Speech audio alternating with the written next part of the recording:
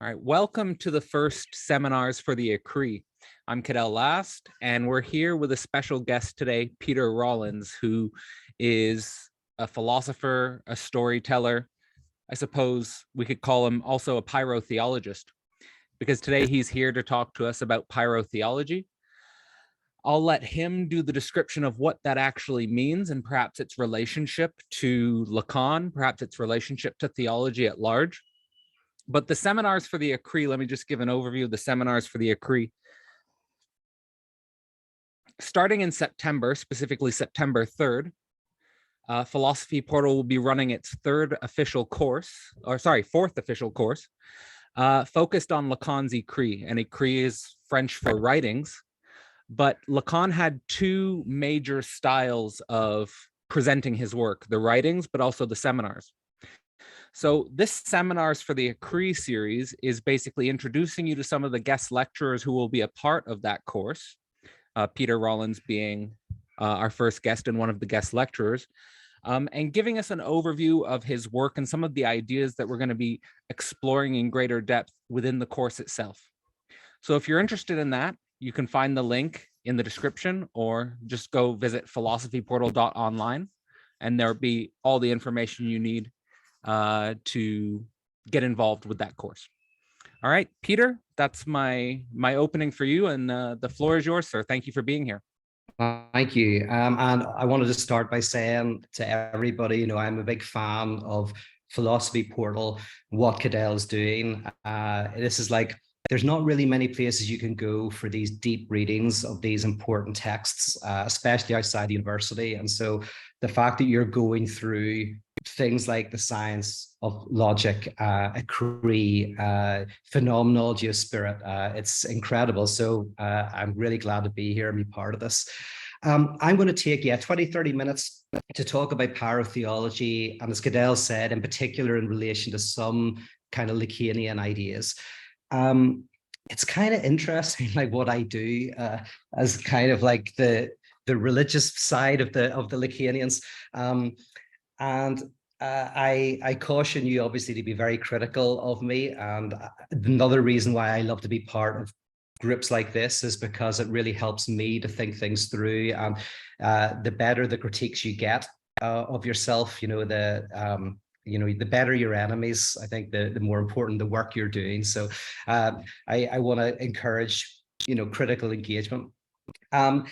I took an interest in psychoanalysis when I was studying philosophy, my PhD, and it was Zizek who really kind of brought me into that, into the psychoanalytic frame, and really back to Hegel. I was in a philosophy department that was very influenced by post-structuralism, and Hegel was really kind of seen as the grand totalizer philosopher, and I never seriously kind of got into him until after my PhD. So I feel I returned to Hegel for the first time, and Lacan then became a very, very important influence.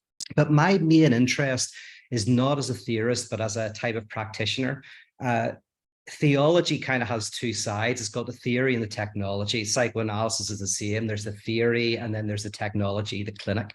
And I'm really interested in the technology of theology, the liturgy, what it is, what it's attempting to do.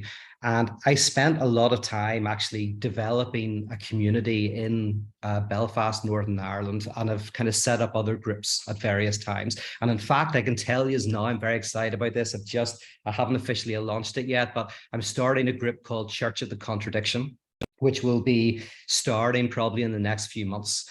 And I'm very excited about that. And we can talk about that later if you want. But Church of the Contradiction really is, again, a space in which we enact through art and music, spoken word, some of these ideas.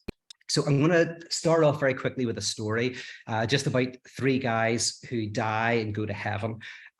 There's this mystic, there's this evangelical pastor, and there's a fundamentalist preacher. And they all get to heaven. And as we know, you have to get an interview with Jesus before you get in. So they're waiting. St. Peter comes out and he says to the mystic first, okay, your turn. The mystic goes into the meeting room where Jesus is. The little sign's turned around, and he's in there for about half an hour. And then he comes out and he's laughing to himself. And he says, oh, I knew I was wrong. I knew I was wrong. And anyway, he walks into heaven. And then it's the evangelical pastor's turn, and he gets up, he goes into the room looking pretty confident. He's in there for about 2 hours, and finally door swings open and he comes out and he says, how could I have been so wrong? And he goes into heaven. And then finally, it's the fundamentalist preacher's turn, and he gets up, dusts down his Bible, and he walks into that room. The meeting signs turned around, and he's in there for hours and hours. And finally, the door flings open, and Jesus comes out and screams, how could I have been so wrong? Right now, that I remember I told that story about 30 years ago. And when I told that story, which is an old story I heard from elsewhere, I believed in the manifest meaning of it, right? In that story, you're supposed to really, I think, identify with the mystic, right? You know, that idea that before the absolute, we have to be humble. You know, what can we know? Our language cannot touch the real, right? A bit of a Kantian kind of notion of the noumenal realm. But the further I've gone in my work, now I identify with the fundamentalist. And I want to talk a little bit about why I identify in that story with the fundamentalist. So the fundamentalist is this character who goes into the room, and obviously they're confident. And in the logic of the joke, they go in there, they're arguing with Jesus, they're standing their ground. And after all of this fighting, what happens is God experiences unknowing ignorance, right? So what the fundamentalist does is kind of exposes a type of fundamental fracture within the absolute itself. Now, this must have been, again, you know, the logic of the joke, quite disconcerting for the fundamentalist, right? So the fundamentalist encounters a God who is self-divided, a God who does not know. So the joke really moves from epistemological unknowing in the mystic. We cannot know because, you know, of course, we can't know everything, to ontological unknowing, that there is something at the heart of reality itself, that kind of asymmetry or quantum dimension to reality itself. So that for me is quite a Hegelian idea. The fact that that joke might be a summation of the phenomenology of spirit, right? Is that you keep moving forward, trying to overcome contradiction, and then at the end, absolute knowledge is an encounter with contradiction at the heart of everything. And that, I think, in some respects, can also coincide with the Lacanian cure. The Lacanian cure being a type of encounter with a division within the big other not existing, and not existing in a particular kind of way. So in a way, this is a critique of atheism. The reason why then I critique modern atheism is because if theism is a simple God exists, then atheism is a simple God does not exist, right? So it's an affirmation and a negation. And A equals A, right?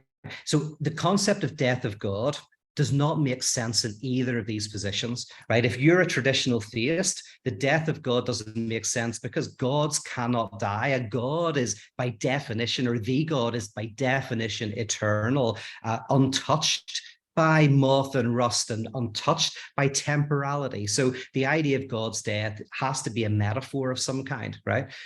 And also for the atheist, God can't die because God doesn't exist. Again, it has to be some poetic thing, right? It's, yeah, you can say God is dead, but it doesn't, it's no claim to some sort of insight into ultimate reality.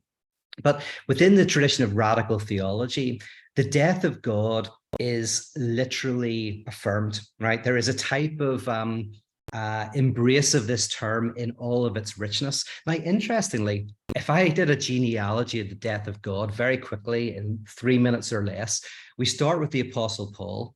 I think the Apostle Paul, in a type of cultic way, a local religious way, understands that there's something salvic about the death of God. Now, he doesn't know what exactly that is, but he preaches Christ crucified. There's something significant about Christ crucified. Then you can see in Luther a theological embrace of this notion, right? So Luther then sees something significant theologically in Christ crucified. Then you could say that in Hegel, this is, they often say, you know, rises to the dignity of philosophy, that Hegel brings the death of God into kind of the philosophical orbit. Then you could say that Nietzsche preaches the existential dimension of the death of God, right? So this is where Nietzsche and the Apostle Paul are very, very closely connected, because both of them, although Nietzsche saw himself as an enemy of Paul, they both preach the death of God. Now, there is a question of why with Hegel is there, you know, if absolute knowledge or the encounter with this absolute self-division, and with Nietzsche's preaching of the death of God, why is it that after that we enter into, well, nothing changes. We enter into new forms of totalitarianism, new forms of religious conservatism, new forms of fundamentalism. There is a radical repression of this knowledge. And this is where I think Freud comes in and Lacan, is they provide the technology for us to embrace the death of God, right? That would be my genealogy. And that's why I'm interested in Lacan, because I think there's information in Lacan that is a type of, how do we actually encounter this death? So if theism is the simple belief in God, and atheism, as in new atheism, right? Modern atheism is that God does not exist. Radical Christianity is the idea that God realizes that God does not exist. Okay, so it's not enough that you know that your father has died, for example, because your father can live on in your life, still influencing your decisions about who you go out with, who you don't go out with, what job you do. You know your dad is dead, but your dad doesn't, right? Your dad remains alive within you. That's the Freudian insight, really. It's like somehow that father, although you completely cognitively know that they're not there, remains alive. In fact, remains more alive. That's actually the you know, what totem and taboo is about, in a way, that God dies and then is even more alive in the kind of ritual in the totem. So in radical theology, the idea is you have to not realize that God doesn't exist. God has to realize that God doesn't exist, and you have to kind of participate in that insight, participating in the death of God. And this is why I would say in the Gospels, it's central, this, my God, why have you forsaken me? We have in that imagery a God who experiences division within God and separation, alienation within God, which, you know, as if you know Lacan and the psychoanalytic tradition, one of the tensions that sometimes comes up with Marxism, not all Marxism, right? But there's sometimes a wee element of Marxism that seems to be about overcoming alienation, right? Now, I don't think that's very much in Marx, but there is little bits of that in the early Marx or whatever. In Lacan, the idea is not that you can overcome alienation. There's something about alienation that's woven into everything, and it's actually orienting ourselves in relation to that alienation is, in a sense, the curative move, to enjoy our alienation, to signify it. Right? And that for me is the theological cure. So, okay, I'm going to rush on here, keep going. If I'll give you also where radical theology is different from conservative and progressive theology very quickly is, in conservative theology, belief in God is very important, right? So if you look at conservative churches, belief is pretty central. Now, you don't really have to believe it, but you kind of say you believe it, right? In fact, if people really believe, that's a real problem for a lot of conservative churches, right? You kind of have to do the shibboleth without kind of like, I used to, in my youth, I was part of a charismatic evangelical church. It was quite fundamentalist. And I remember those of us who really took it seriously were the most annoying ones, right?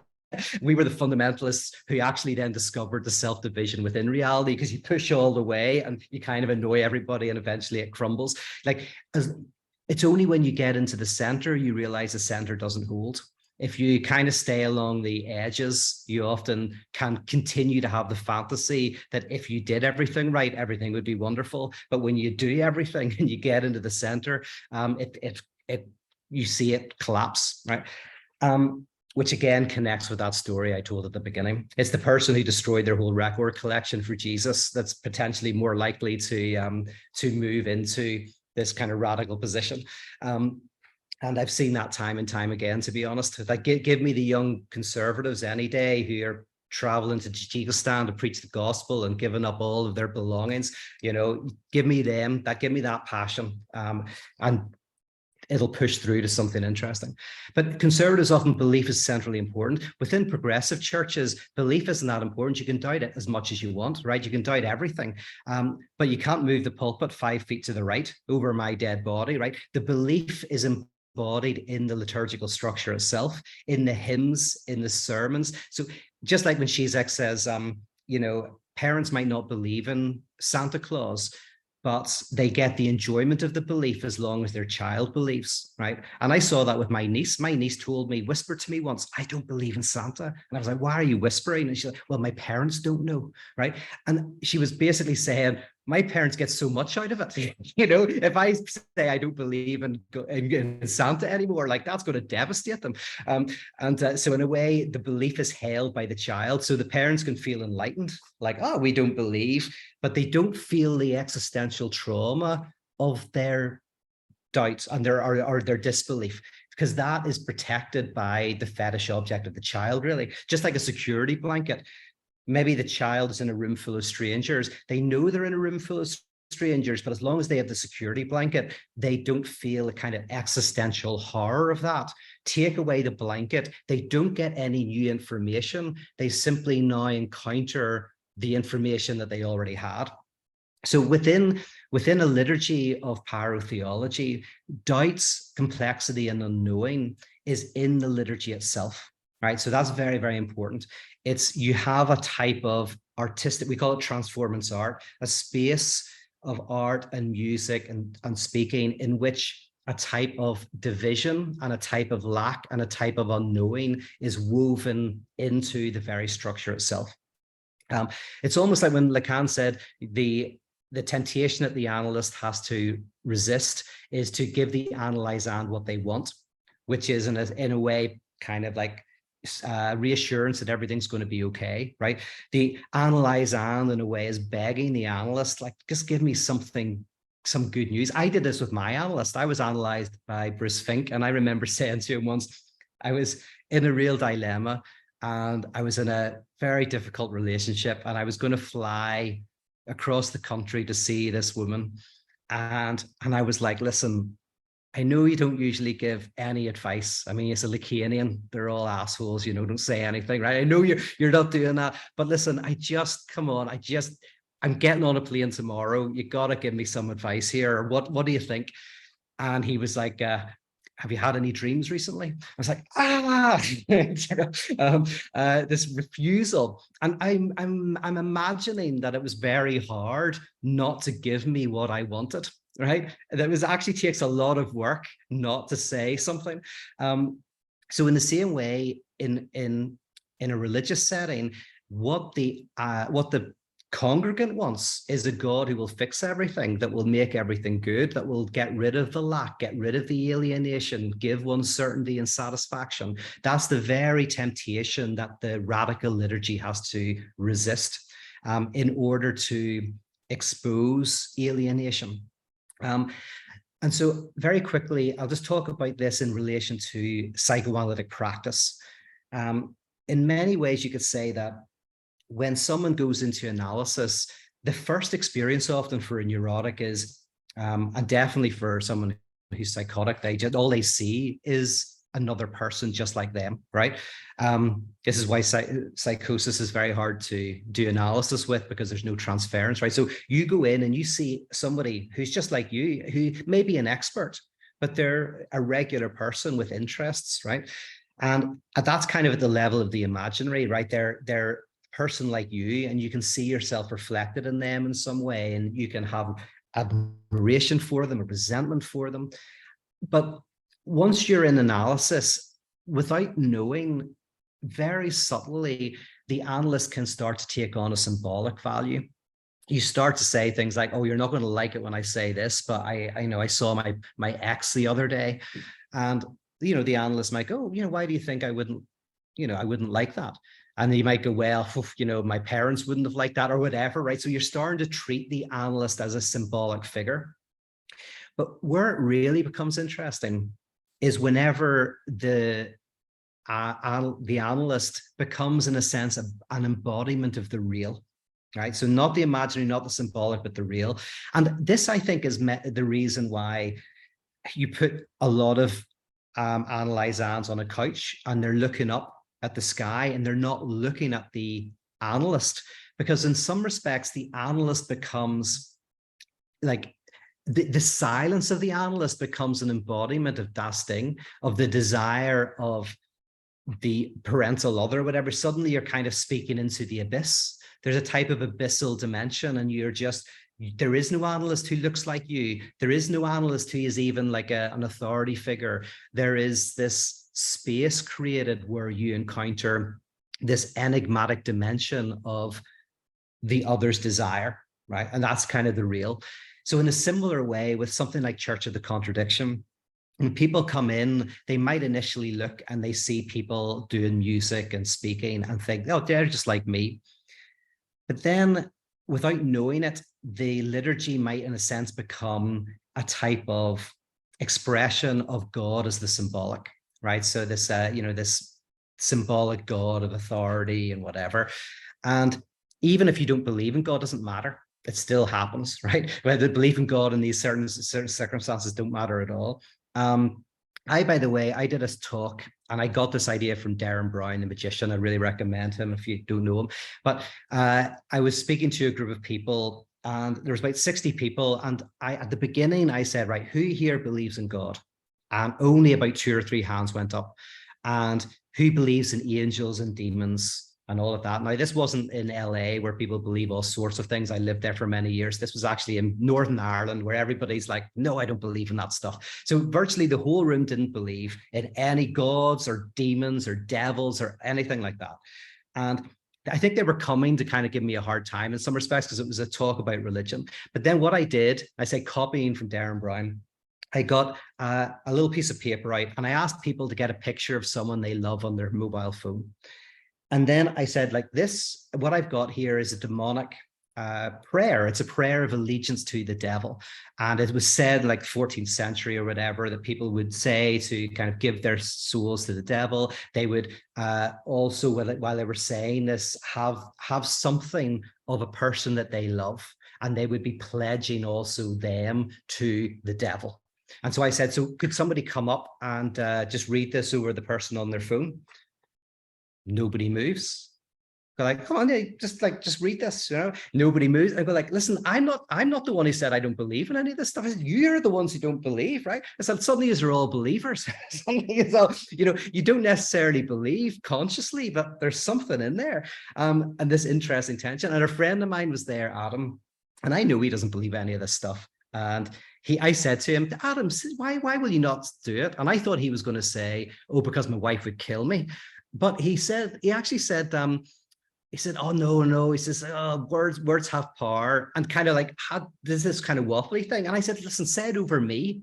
And he wouldn't say it over me either. He doesn't even like me. So there's an element of, weirdly, belief continues to function unconsciously. As I say, none of us believe a duvet cover has got magical powers until we hear a tapping outside the window and suddenly we think it's an invisibility cloak, right? We have all sorts of weird beliefs that we're not conscious of. Anyway, so the symbolic connection, but within the radical liturgy, the idea is that the liturgy kind of embodies the real. And by the real, I mean a type of division within the absolute. That somehow within, as I say, the poetry, the words, the music, the rituals that we engage in, there is a type of embrace of nothing. And in fact, this is what I think communion is. Communion is a meal around the death of God, right? That's kind of exactly what it is. So it's a meal around a shared loss. Community, in a sense, is is a group of people gathered together around a shared set of beliefs, a shared set of identities, a shared enemy, right? There's something shared. Communion is where a group of people are gathered together around a shared castration, a shared loss, the death of God. And I think it's very, very important. I'm actually excited. So the first, I'll tell you this, I shouldn't say, but the first Church of the Contradiction, I want to get, you know, that blackest black paint, the paint that like lets no light in. And I want to paint a big void in the center of this derelict building that actually looks like it's just a hole in the ground, and then people will walk on it, which I think will be really interesting. But then we will have some sort of communion around this void, and I think the communion might be Kinder Surprise without the surprise, right? Because the kind of concretization of a type of black. Anyway, so that the kind of liturgy is an embodiment of this das Ding. So you come into the place looking for the answer, looking for wholeness, completeness, to avoid your alienation. And what you get is a liturgy that says that God is alienated, that is separated from itself. And that sounds like terribly bad news, but actually that's the good news, that you find that your own alienation is redoubled in the alienation of the absolute. Okay, I've got a few more minutes, and so I'm going to keep on blasting through here. And it's not a strict thing, so you can go over a bit. It's not a big deal. Oh no, I appreciate that, but I definitely want to have a chance for conversation as well. Oh yeah, maybe I say one more thing about that. I was going to say the symbolic, the real, das Ding, the encounter with the self-divided God. Okay, well, I'll say this then.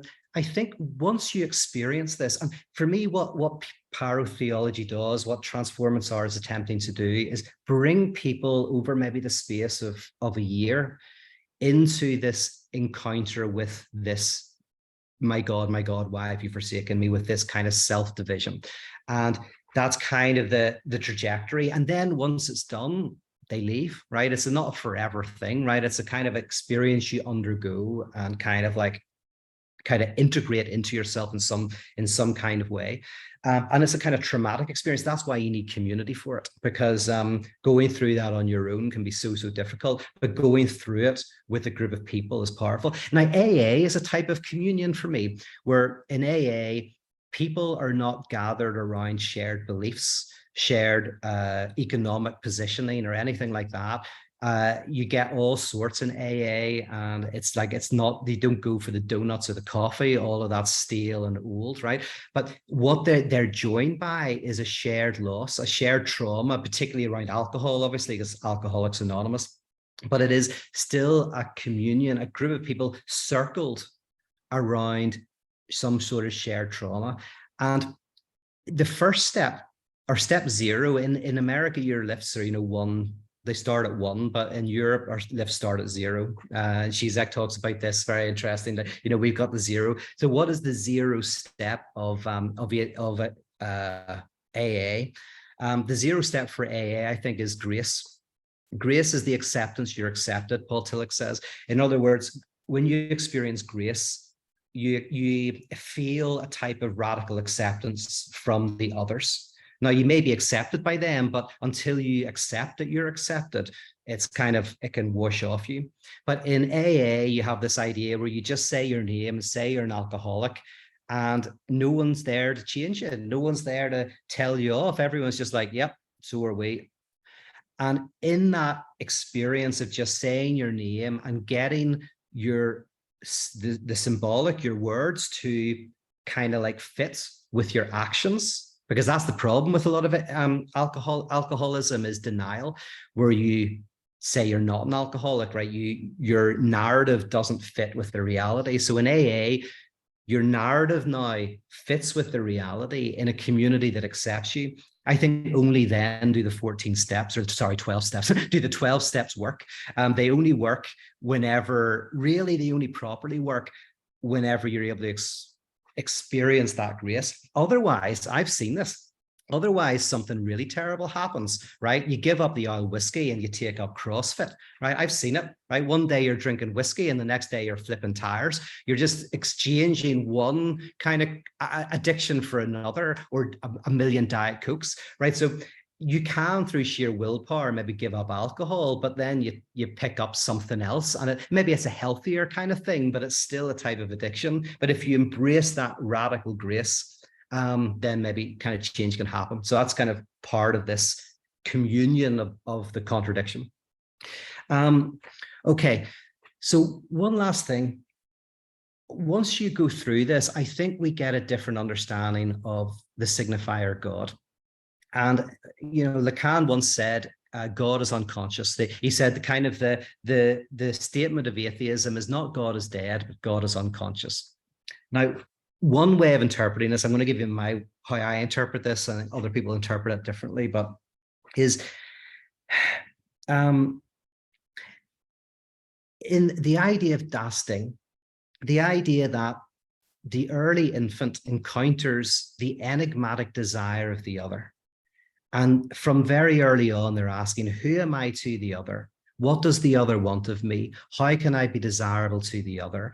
Very early on, our desire is for the other's desire, right? You know, one of the early signs of autism is when this question of the other's desire doesn't seem to, a curiosity about that doesn't seem to be arising as much, right? But that notion of when you start to kind of ask yourself, who am I to the other, and what am I to the other? And that dasting, that enigmatic dimension of the other, and something I mentioned, I'm just saying, if you've seen my Instagram recently, you'll have heard me say this, but the Mona Lisa is a good example for me of dasting. Is the whole point of what makes it so appealing to art critics is the enigmatic smile. There's this motherly kind of tenderness about the Mona Lisa, and then there's this smile that you don't quite know what she's thinking. And that's the dasting, right? The dasting of the other is even the most familiar person. There's this something that tells you there's something beneath the surface, desires that you do not understand, right? And that is what we find that so appealing about the other, and also so terrifying about the other, right? Is the dasting of the other. Now, technically, that means that all of our desire is wrapped up in other people's desire. And how I learn to desire is wrapped up in, say, my primary caregiver's desire, and then their desire is wrapped up in others' desire as well. And so desire is this spreading chain of where we're all influenced by each other's desire. So there's no way in which I can really say this is my desire as such, because my desire grows out of my interpretation of your desire. But this can't go back indefinitely. So when you think about the old cosmological argument for the existence of God, Thomas Aquinas said, in his cosmological argument, he says, everything in the world has a cause. And he said, but we can't go back infinitely. So we must finally go back to a cause that does not itself have a cause, right? An uncaused cause. And he says, and that is what we call God.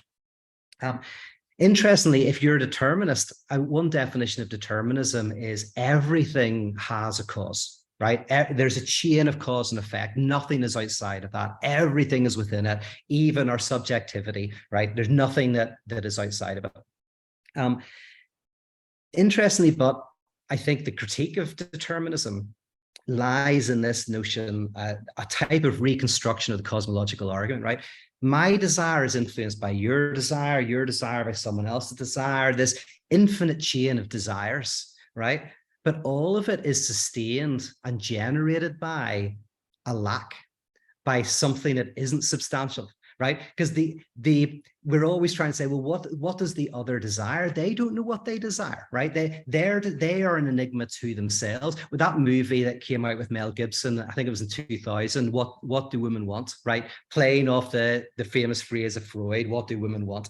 And you know, he has an electric shock and can suddenly hear the inner thoughts of women, so he knows what women want, right? And of course, the problem with that from a Freudian perspective is if you can hear the inner thoughts of someone, you still don't know what they want because they don't know what they want, right? So the inner thoughts of a person is not going to give you any more clarity. Our thoughts are themselves, you know, can hide us from ourselves. So in a way, there's one exception to this chain of desire, and it's this black box, this gap at the core of everything, which sustains and generates all of desire.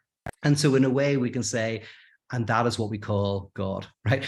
So God becomes the name for the fundamental asymmetry or contradiction at the heart of reality itself. And I think that's what maybe Lacan means by God is unconscious, in the sense of the unconscious is the self-division of the subject. The unconscious isn't at its core substantive. It is just the name for the not at oneness of subjectivity with itself. There's a city in Northern Ireland that's called Derry or Londonderry, depending on whether you're Protestant or Catholic, right? So Catholics call it Derry, Protestants call it Londonderry. And during the Troubles, journalists started to say Derry stroke Londonderry because they didn't want to get in trouble, right? So it was a big thing. So they said Derry stroke Londonderry. And then finally, this journalist started to call it Stroke City, right? And so directly naming the stroke. There's one city that is not at one with itself. And the stroke is not something substantive, but rather the name for the non-at-oneness of the city with itself. And that's kind of the unconscious. So the poet Pádraig Ó Tuama, he defined God as my favorite emptiness in a poem, my favorite emptiness.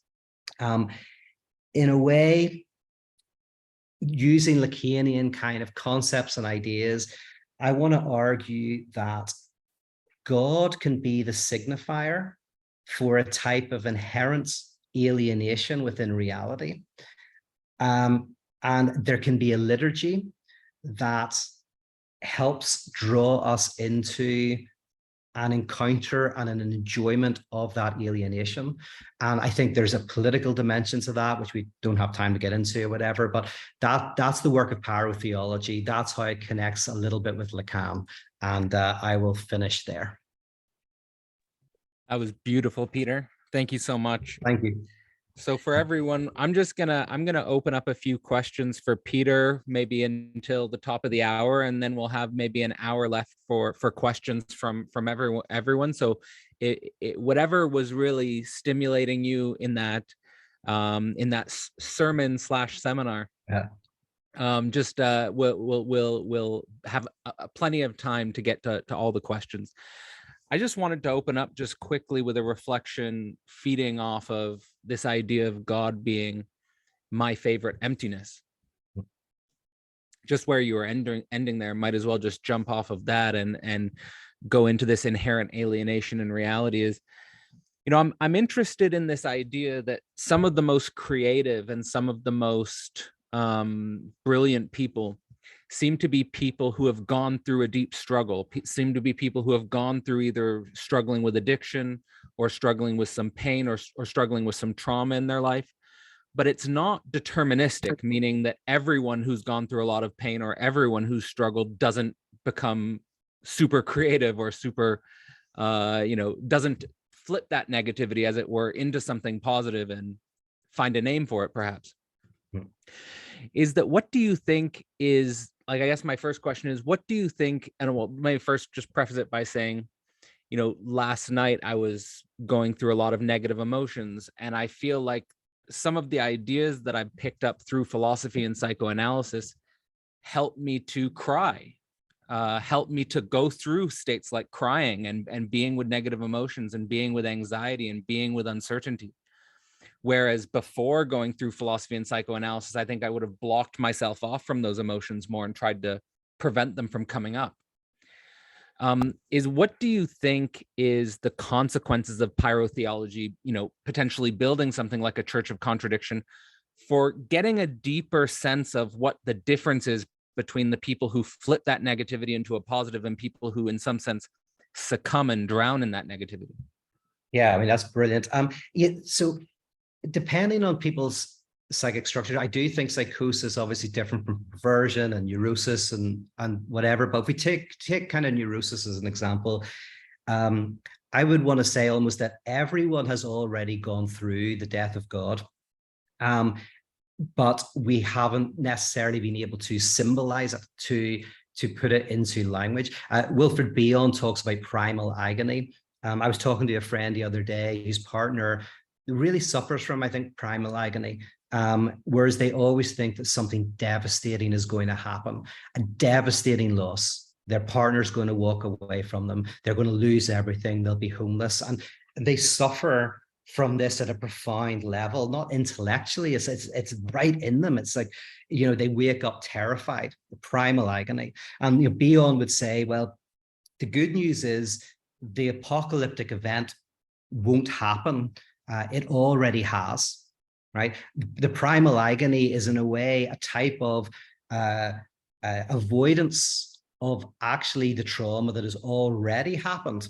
And what that manifests itself in is this absolute terror that it's going to happen. So the good news is, in a sense, well, the good news is bad news, which is it's already happened, right? The apocalypse has already happened. And now what we're going to do is we're going to try to create a space where you can maybe symbolize this.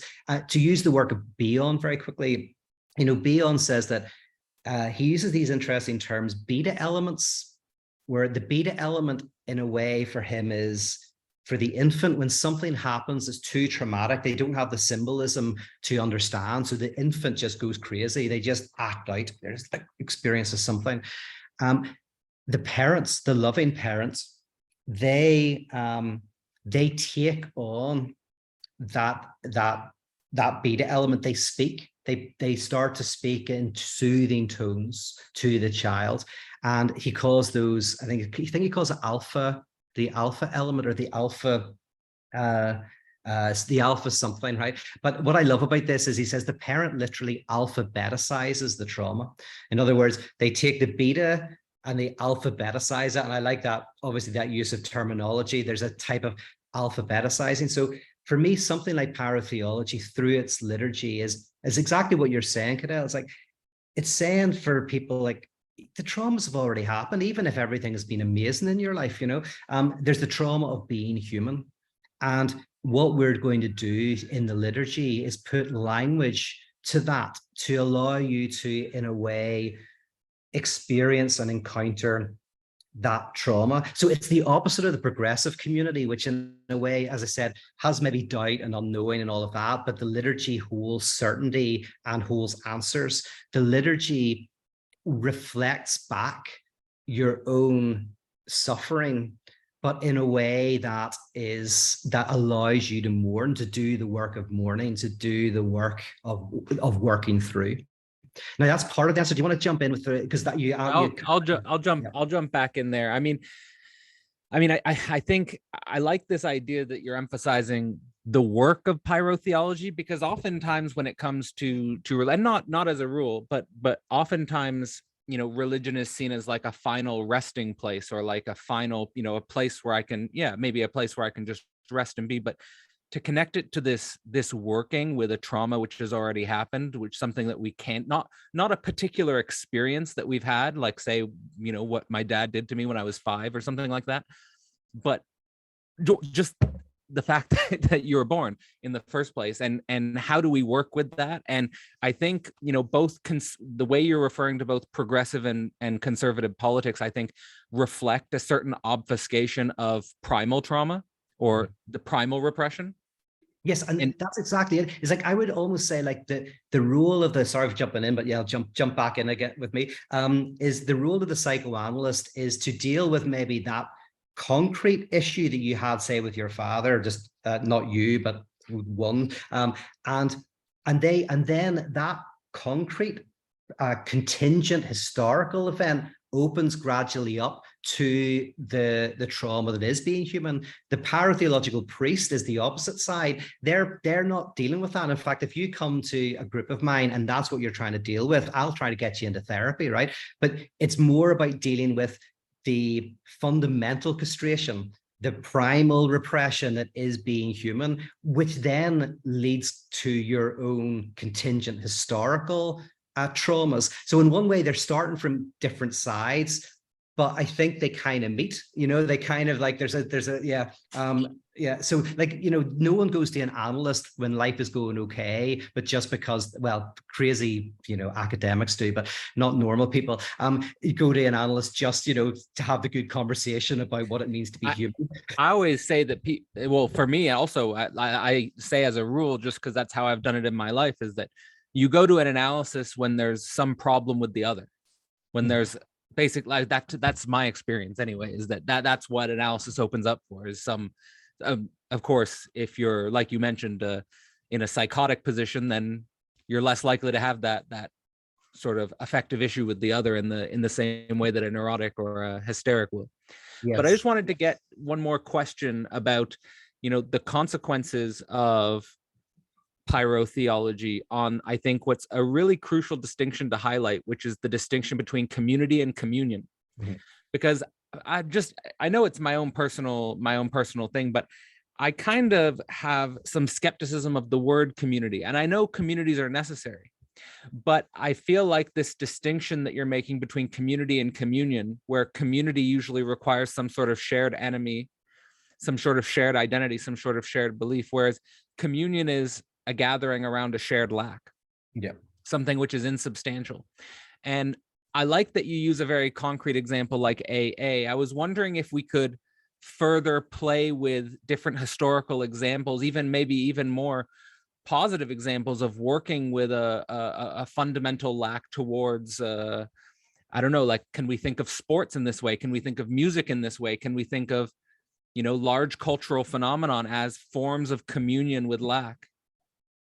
I mean, I think there's examples. Like I've never been to Burning Man. I always mean to, but haven't. But it sounds like a lot of work. But Burning Man, it initially at least is a type of gathering around a shared loss, the burning of the man and the burning of the temple. And it started off by a guy who was devastated by the loss of this girl. And him and his friends went down to a beach and they did a ritual and they burnt a little effigy, or maybe not of her, hopefully, but something that, they burned to kind of like, and they were gathered around this shared loss, the shared destructive act. And out of that, became Burning Man. And old Burning Man is a lot of things now. Still at its center is this gathering around a shared loss. In the temple, people write stuff in the temple, they put stuff into it. And then again, I think on the last day, correct me if I'm wrong, anyone who's been, but they light the temple. And again, it is this unity. Not that all unities around lacks are good. In Northern Ireland, we have a thing called the 12th of July, and it's coming up very soon. If anyone wants to look it up, it's where we have tens of thousands of bonfires across the city and across the country. It looks like the whole place is on fire.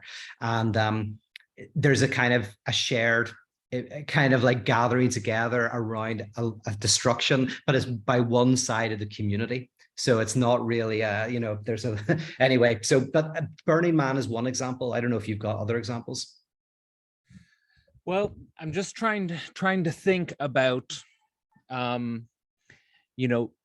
different ways in which we could mobilize pyrotheology towards, creative processes. For example, like you started off this talk, for example, saying that like in academic philosophy, Hegel sort of got this reputation of a grand systematization and has been seen as an enemy of postmodernism and post-structuralism. And I feel like as a consequence of that, there's a lack in our culture of a deep reading of Hegel. So in some sense, you could say that Philosophy Portal is a communion around a shared lack of that phenomenon. So I'm just thinking about ways in which we could identify lacks in our culture and the way in which we could potentially generate positive, energetic responses to that shared lack. Like, for example, we've talked about personally the Tinderization of dating. And the problem of, on the one hand, the fundamentalist reaction to it, or on the other hand, like the exploitation of it, like an Andrew Tate type of figure. Is there a way? So what that means is that there's a lack, there's a lack at the heart of our culture to sustain long-term relationships between men and women. Is there a way in which we could have a certain communion around that? Is there a way pyrotheology could engage in such historical interventions? Yeah, I mean, that's a biggie. Yeah. And I think many of us have probably experienced firsthand the difficulties of relationships in this contemporary world. This is where I like Byung-Chul Han, who, I think he does hit on something important by talking about the society of pure positivity, of entrepreneurship, of self-optimization, of life hacking, in which and the symptoms that come with that, fatigue and burnout, and because there's a sense in which there is no place for the negation, for the virtue of laziness, the virtue of nothing. I have a couple of friends who, in fact, they're working with me on the Church of the Contradiction, but they have, it's amazing, they may get turned down at the last hurdle, but they've convinced the local governments to fund nothing. So they're a creative bunch called Seedhead. They do very creative stuff. They're incredibly creative people. But this year, they at a festival, they've asked for like, I don't know, 10 grand or something to do nothing. And it's been at every hurdle, people are going, what do you mean? And they're going like, oh, we want to do nothing. We literally want to do nothing. and it looks like they're going to get the money, but because I think people are gradually realizing we need a space of negativity and nothing. Interesting. I don't know how to connect that with the data. I just feel like I almost want to say, like, for example, so just in the context of teaching the science of logic, there's this idea that Spinoza's substance brings us to the abyss of substance ultimately, which brings us to a negative result, that everything's going to come to nothing. I always think about an entropic universe, that an entropic universe, the idea is the universe is just going to eventually come to nothing at all. There's going to be like a thermodynamic equilibrium. And I think what Hegel does in introducing the subject is that it introduces the possibility to flip that negativity, to flip that nothing into a positive result. And I feel like pyrotheology could potentially point in that direction. Or just maybe before opening up to larger questions, I just wondering if that's something that resonates with the way you're thinking. Yeah, and also, I mean, interestingly, you know, when Zizek talks about, who is that, Ilyenkov, the Soviet philosopher who has this really interesting cosmology, which basically, in a nutshell, the universe will die in entropy, but what will happen is, before that happens, the universe creates consciousness and self-consciousness and reason, and we create technology, and finally we'll create a technology so powerful that we'll be able to reverse the second law of thermodynamics. We'll be able to destroy the universe so that it can start again. And only a cosmological communist could do that, could destroy the entire universe, because it's such a sacrifice. So basically the universe creates us to become gods, have a godlike technology to destroy the universe. But the interesting thing about this is, it's like the old Islamic parable about, you know, the guy who's a servant goes down to the markets to get some provisions. He encounters death in the markets. Death looks at this servant, and the servant goes white because he realizes that death knows who he is. He runs back to his boss and says, I saw death in the marketplace, and he looked at me, he knew me, like he's coming for me, I know he's coming for me. And the boss guy says, listen, take my fastest horse and gallop as fast as you can, and if you're lucky, you'll get to the neighboring city of Samara by midnight, but don't stop for anything. I mean, if you really go for it, just get there for midnight. And then once he gallops off, the guy, as you probably know from the story, goes down into the marketplace. He sees death having a cappuccino, and sits down with death and says, here, what are you doing scaring my servant? Death goes, I wasn't trying to scare your servant. He says, I was just really surprised to see him dandering around the marketplace, like taking his time. He says, I've got an appointment with him at midnight in Samara, right? And the brilliant thing about that, it's a great story, but it's that death is waiting for us.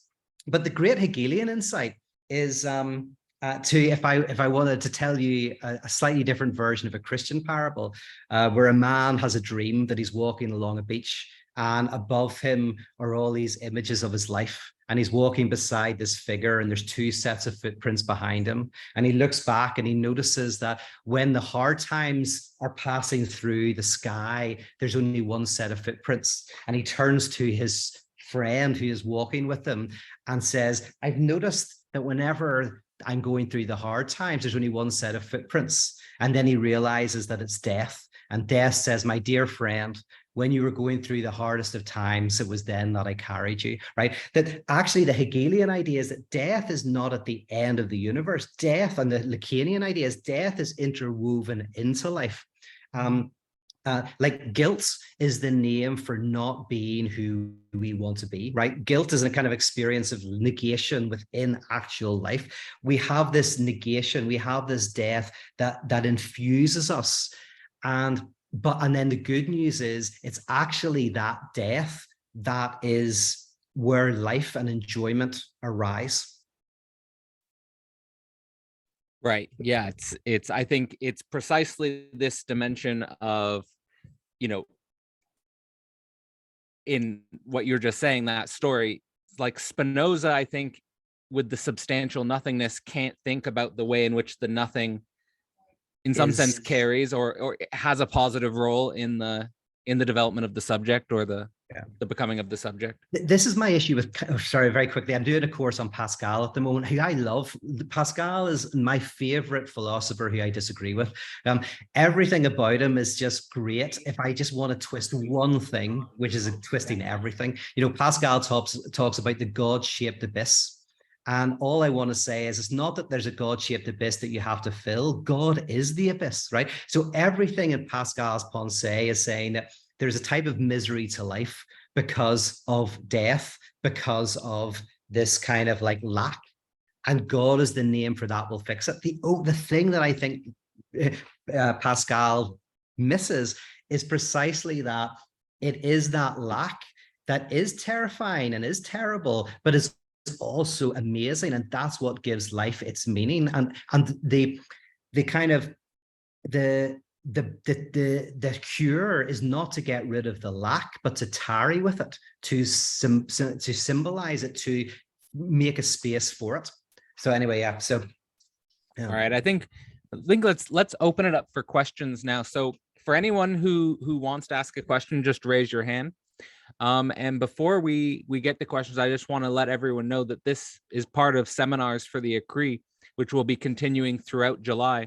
So all you need to do, if you want to keep participating in the seminars throughout the entire month of July, they're all free. We'll have Isabel Millar, Todd McGowan, Richard Boothby all joining us, is just sign up using the links in the page I just put in the description at philosophyportal.online/seminars. And then one more point of order before we get to questions is that in the spirit of all of these seminars, I'm going to be offering discounts on the Écrits course, which starts September 3rd. And I'll leave the discounts up there for the entire seminar day. So up until midnight tonight, I'll leave a discount for the course on the Écrits, which again starts September 3rd. And I'll leave a link in the description there to where you can find all the information about the Écrits. All right, so Andrew, your hand's up. Why don't you ask the first question? Thank you. Can you hear me? Loud and clear. Yeah. All right, loud and clear.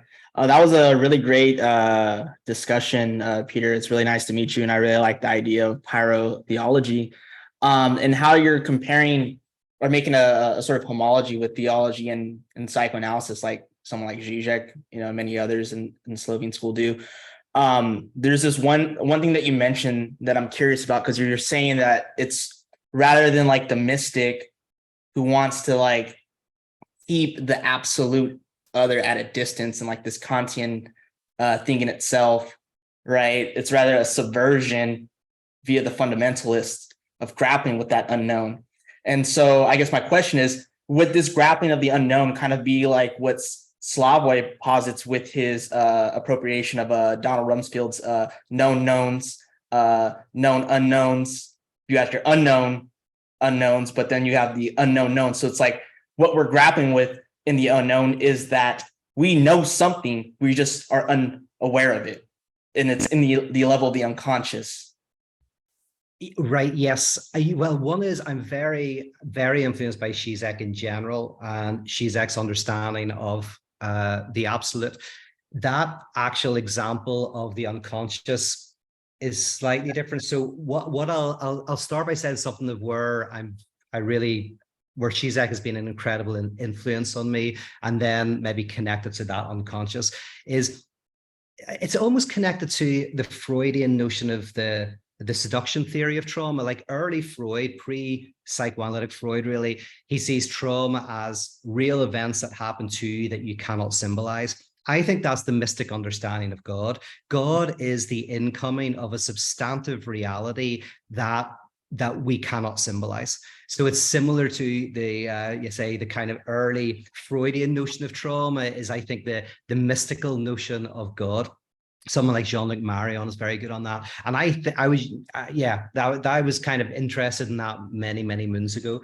But the fundamentalist in this story, and this is very Shizekian, is the one who says that the trauma is not a substantive, an encounter with something substantive, but rather an encounter with lack.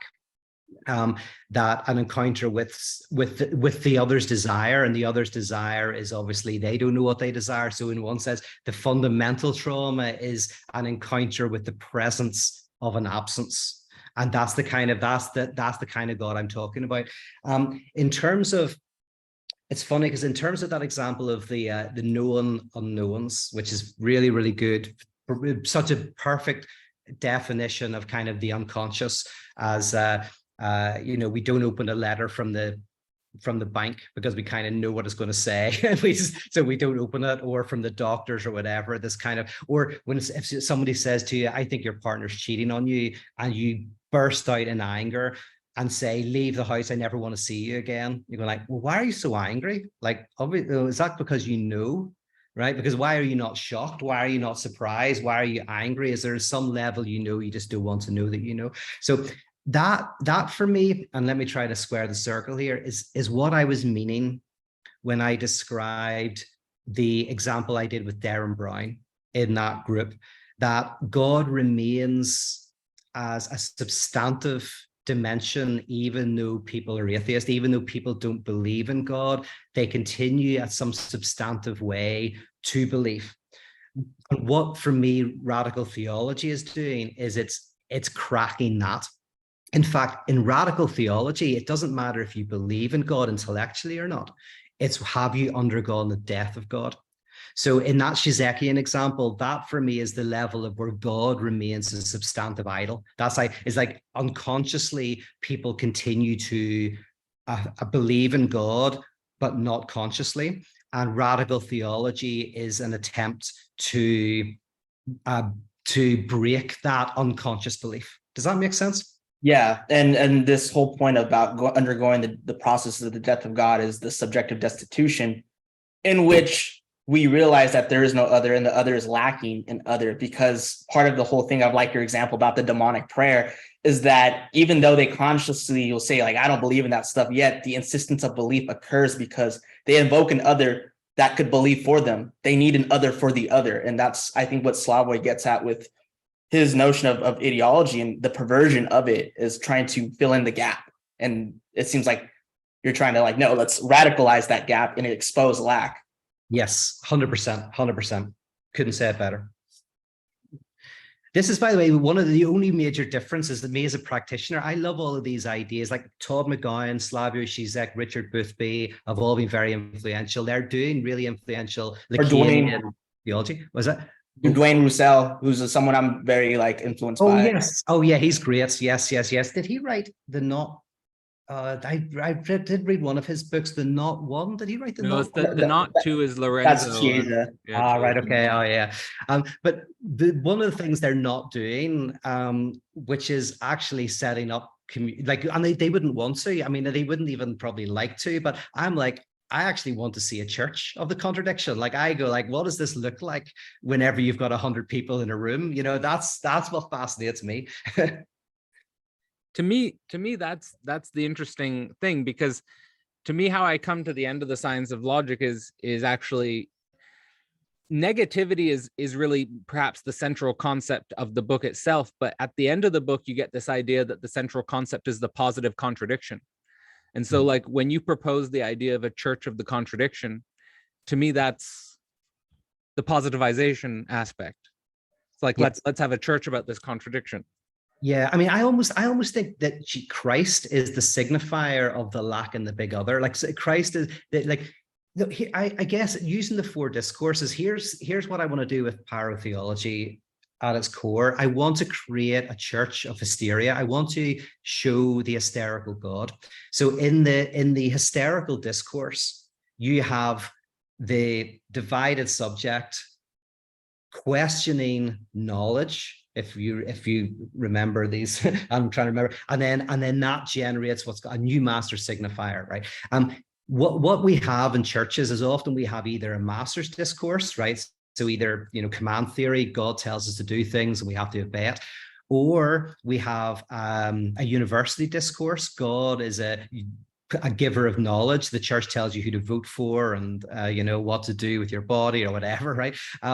I want a church of the hysteric, which is your question. You go into the community and you encounter an hysterical God, a self-divided absolute, and that questions your own knowledge. And then the really difficult bit is, what is this master signifier that it produces? And I think that is where that's kind of a positivizing of the negative. That's where you basically are able to signify.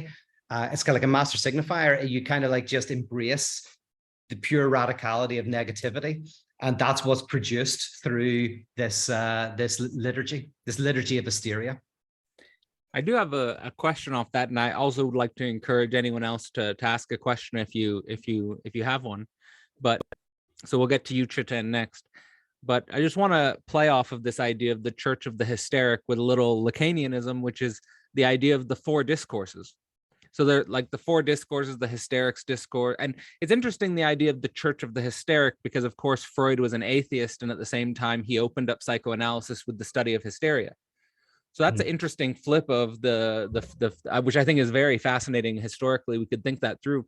But what do you think about the four discourses, the hysterics, the analysts, the university, and the masters? And do they all have a place? I know for me, practically speaking, I try to think about the way in which all of those four discourses need to be put into some sort of higher order relation. What do you think about that? Yeah, no, I agree with that. Absolutely. I'm using the four discourses in a book I'm writing at the moment, because I think the four discourses provide a really good way. I don't want to say easy way, because there's nothing easy about Lacan, but they, once you kind of get them, I think they provide a good source of understanding what I'm trying to do with what I call transformance art, which is not really a new kind of weekly church or something like that. It is a monthly event where you are addressed by this self-division, where instead of a master's discourse or a university discourse, you are, say, confronted with this divided God, and that produces a kind of a way of accepting and embracing lack, and the political dimension of that is that if you have communities of, if you have 1 million communities around the world with hundreds of people in each of them, and they are libidinally disinvested from the frenetic pursuit of completeness and wholeness, that's going to have an effect. Like that's and the reason why I'm trying to inject what I'm doing into the already existing structure of church is not only because they've got this notion of Christ crucified, it's already there, but they've also got a structure that exists already. So if you can inject these ideas into that structure, you can hopefully impact a huge number of people, and the result will be a type of communities that I think are disinvested from a type of libidinal involvement in the economy that I think sustains capitalism. All right, it's an ambitious life goal, and I'm interested to see how that might play out. Let's go to you, Chetan, and then James. Hi, it was a wonderful talk. Thank you. I actually am not a philosopher by training in that sense. And my work sort of revolves around anthropology and sociology. And what interests me in the discussion we're having is that when I go into a community to study it from the outside, in that sense, I'm aware of two facts there. One is, of course, there's a fundamental lack in whatever account of the community we sort of get. The other is that lack is also a site of grammar. When we say signifier, we actually maybe, it has to be added. There's a certain grammatical dimension to it. That lack always organizes itself around a certain form of life, as Wittgenstein would call it. There's a language game that becomes the site of, And eventually, and I think Hegel's phenomenology spirit has read alongside science of logic, where discourse comes to the center of that. That question of lack sort of has to be evolved from that particular discourse. It cannot be brought from the outside. Yes. There's something about that problem which sort of comes to the fore in a discussion like this, that when that lack is coming from the outside as a mode of philosophical thought, which is not rooted in any grammar, it loses a certain dimension of it, which I think comes to the fore when a certain discourse is stretched out in a particular way, such that lack comes to the center. And in psychoanalysis, this phenomenon becomes very clear when the patient sort of goes to the doctor, and the doctor exactly knows on the first day what's wrong with the patient. Yeah. But that will not cure that certain evolution of the grammar has to take place for that curative dimension of that treatment to evolve in that sense. How do you look at that problem of grammar within this discussion? I think that's one of the first. I think there is another one which I would sort of ask later if the time permits. Yeah, I think you've said that perfectly. If I understand you correctly, you're saying that this comes from within. Like, for example, and that's why I was saying the death of God has already happened. What I want to do obviously is draw out, but all I can do is draw that out within a community that I'm part of. So my first book was called How Not to Speak of God, and it was primarily written to the Christian evangelical community, of which I was loosely a part. I was part of that community for a while when I was in my teenage years, and then had a certain small amount of authority within that type of community. And so that book was only about embracing doubt, unknowing, and complexity using the mystics. So I was using a language that community understood, hearing it from someone who they considered one of them, who I respected deeply their position. And a lot of my work has come out of that tradition. So if I'm hearing you right, and that's why my work has been mostly within, especially in the early days, Christianity and evangelicalism, because that's what I'm within. I couldn't have done this I needed to use a language that was already there. I had to explore these ideas with a discourse that already existed. I had to find the resources within that discourse. Is that what you're hitting on? Because I completely agree with you. Yeah. And that's the art form for me. The art form is like, how do we do this within our communities with the language we've got, rather than what I really dislike is I see a lot of people moving away from their, let's say Christian tradition, and then they just embrace some alternative, whether it's commodity satisfaction, sexual liberation, psychedelic enlightenment, whatever. And I'm not against all of those things, but when they become the ersatz gods, I'm like, no, it's almost like those choose your own adventure books. I don't know if you ever had them when as a kid, where you turn to page 50 or page 25, fight the dragon or run away. Well, for me, if Christianity was a choose your own adventure book, you would eventually get to the point of little Johnny is in a prayer meeting and suddenly thinks this is all rubbish. Does he leave? Turn to page 20. Does he stay? Turn to page 30, right? But eventually I would go is you stay within it until you realize, yes, it doesn't work, but that is revealed within the language of the structure itself. Anyway, yeah. So, but do you want to come back and ask anything more about that or say anything? Feel free, Chetan, if you want to jump in. Yeah. Thanks. It's a wonderful sort of that this kind of work actually can happen only within certain discourse. I think, which I think certainly gets. That's one thing. Another thing I wanted to think about over here was this question of alienation that you raised. I think it's a very important question today, because at some level we do not know what to do with that alienation, especially alienation that exists within certain, as I said, language games in that sense. I remember Wittgenstein saying this very nicely when he sort of said that when you bring scientific analysis to religion, you're only doing second-rate science, because you're not actually engaging with the discourse of religion in that sense. And if you have to engage with religion, you have to first accept their assumptions, their parameters, and develop them to the fullest. And from there, the contradictions would automatically evolve, and things would evolve. Then So there is, I think there are these different forms of alienation. I think that are present. One alienation is an alienation from the grammar itself, Yes. from the language game itself. Like, what do you? Oh, go ahead. Keep going. Yeah, please go ahead. Oh, sorry. Yeah. I was just going to say I was getting excited. Just saying, like, for me, in biology, the name for this antagonism is evolution, evolutionary theory. Within mathematics, it's Gödel's incompleteness theorem. Within politics, it's called democracy, the non-at-oneness of the social body that generates civilization. Within psychoanalysis, it's the unconscious.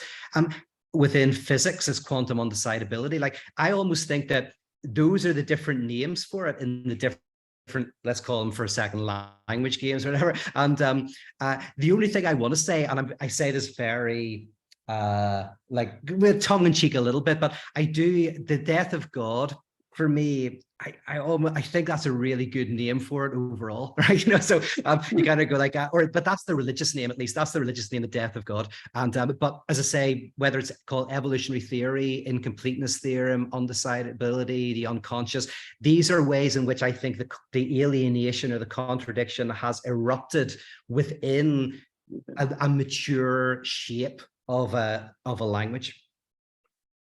All right, we're gonna get.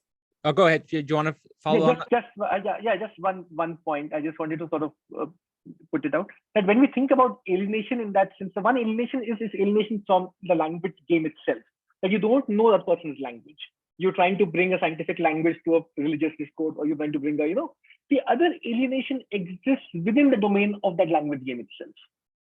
I think we haven't really thought through these two alienations differently. Even in Marxist thinking, those two alienations sort of get confused with each other. One is that when you know how to speak that language, and yet there is something which is alienating you within it.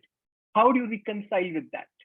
Mm-hmm. Often we think of alienation simply in terms of alienation of you not knowing that language itself, you not engaging with that discourse itself, and that is one, of course, one can see that in gender discourse and so on and so forth. The other is that even when you know that discourse, even when you know that language to its fluency, you know how to live within that community, you know how the rules work, yet there is something which doesn't allow you to completely, yes. Yeah. Are you saying, I mean, you're reminding me of that famous essay by Claude Lévi-Strauss about the village. Do dual organizations exist? But which I think is really about kind of a form of alienation within a language game. Anyway, I totally love what you're saying. All right, James.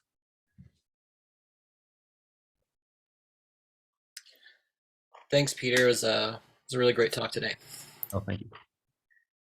So I put a quote in the chat, and it's in reference to when you brought up Lacan and saying that God is unconscious. And I think the way that your interpretation of it just really reminded me of this sort of mystical reflection from Meister Eckhart, and he says, you should love him as he is a non-God, a non-spirit, a non-person, a non-image, rather as he is a sheer, pure, limpid one, detached from all duality. And in that one, we may eternally sink from nothingness to nothingness. So help us, God. Amen. Yeah. And I was just, I don't know, I wanted to refer back to Andrew's question earlier about does this complicate the relationship, to between psychoanalysis and the mystical understanding, or if you could maybe you talk about that a little bit, I guess. Yeah, well, and you picked the best of the mystics, right? So Meister Eckhart is just amazing. So whenever I tend to say that mysticism is and I respect this a lot, is the saturated phenomenon John Marion calls it. So it is the experience of being overwhelmed by an overabundant kind of reality, kind of looking at the sun and going blind. But I mean, but that really simplifies mysticism. Whenever you read Meister Eckhart, you're getting something very different. You're getting something that's very much more in line with what we're talking about here. So if I don't know if that was your kind of question, partly is like, it is, whenever I talk about mysticism, I kind of use it as a shorthand, but I definitely then miss out on, I think, a very rich tradition of mysticism that does speak of God as a type of negation. I do think Lacanian, Hegelian, Freudian, and this is where I'm so indebted to Zizek, but she brought me back to Hegel and brought me to Lacan, that using Lacanian language, I think that provides the type of language for that lack that I find most precise. And maybe one element of that, which would be different from the mystics, is, I mean, my reading of Lacan is this lack, this gap, is generated contingently and historically through failure, and is retroactively experienced as eternal and unchanging. So this nothing is a type of creation within reality, within temporality, that retroactively is experienced as that which grounds and sustains reality. And yeah, so I kind of really like that kind of language. But I don't know, do you want to come back? And I'm just waffling, so. No, this is very in line with Science of Logic. We were just recently going through that text, and that was sort of the area that I was really focused on, was the doctrine of being, and being, nothing, becoming, and I guess yeah, I suppose I don't know if this relates or not, but it's sort of like that alienation that occurs is, somehow it's related to how we move away from universality into an alienation, and that's our freedom in some way. So like I would almost define the religious structure as original blessing, full redemption, right? That's kind of the religious thing. And I would almost define what I'm talking about here as fall, which generates the fantasy of an original blessing and a desire for a wholeness and redemption. And so, and therefore then kind of the salvatory act is the embrace of the fall itself, rather than, as I say, falling into, so the fall itself is what generates the fantasy of a pre-lapsarian reality, which is so this is kind of a religionless reading of Christianity. If religion is original blessing, fall, redemption, then this is fall, fantasy of original blessing, desire for full redemption. And then salvation is simply the acknowledgement of the fundamental dimension of alienation itself.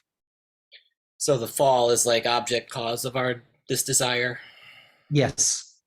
So the fall is, without sacrifice, there is no meaning, right? Without love, we in capitalism, we fantasize, obviously, the sacrifice of sacrifice. I'll finish, I'll retire, I'll go to the beach, I won't have to do anything, not realizing that it's sacrifice that is desirable. And so, so as soon as you get to the beach, within a couple of years, you die, right? Boredom, whatever. And the issue is more that we're all sacrificing, but not but not getting the benefits of the sacrifice. But the problem with capitalism is not the sacrifice.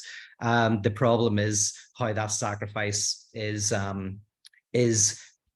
used in order to kind of keep us entrapped to a type of perfection. This makes sense. I think it was just like hearing Zizek critique like Venice Biennial or something, you know what I mean? Like the rhetoric will be, of course, we're trying to decolonize the world of art, but this fits perfectly under the rubric of capitalism itself. And yeah, so it just repackages that, sells it back to us. Thank you. Thank you. Yeah, I love this. Just maybe I'll jump in here, and I again encourage anyone who has a question, just raise your hand. But I want to run this sort of idea I've had for a while about basically the identical temporal metaphysical structure. I know that's a mouthful. Identical metaphysical temporal structure of Christianity and communism, in at least the naive interpretations of it, which is you have this idea of an original perfection, a fall from an original perfection, and a return to a perfection on a global level. You can also get this in sort of secular narratives. Well, like, let's just go with communism first, is that you have primitive communism, you have the fall into history, and then you have the return to a type of global communism. This structure actually is quite persistent in other metaphysics as well. Like, for example, I was reading Marshall McLuhan, and in McLuhan, there's a similar structure where you have balanced sensory universe to a fall out of a balanced sensory universe to a reestablished sensory universe with a new medium in a technological sense. And I think the alternative to that, which I think you've already articulated, but inspired, by the Hegelo-Lacanian tradition, it brings us to this acknowledgement of alienation and sort of this, like Chitan says, the problematic way of working within sort of language as constitutively lacking, as constitutively alienating. What do you think is the type of subjectivity that, we need to educate or cultivate within ourselves to exist in this type of metaphysics? And is this even possible to universalize in the way that traditional Christianity and Marxism were universalized, where there is always this idea of a treat at the end of the tunnel? Heaven at the end of the tunnel, communism at the end of the tunnel, there's a treat at the end of the tunnel. And getting into the mode of subjectivity where the treat isn't at the end of the tunnel, there's no treat at the end of the tunnel. Yes.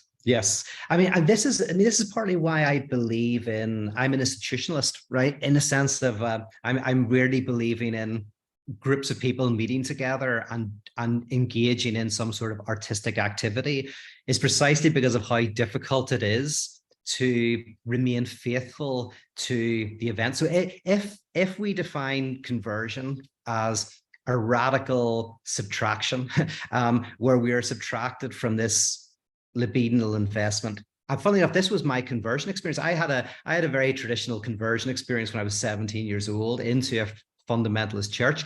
But when I reflected on the actual conversion, it wasn't a religious experience. It wasn't an experience of something.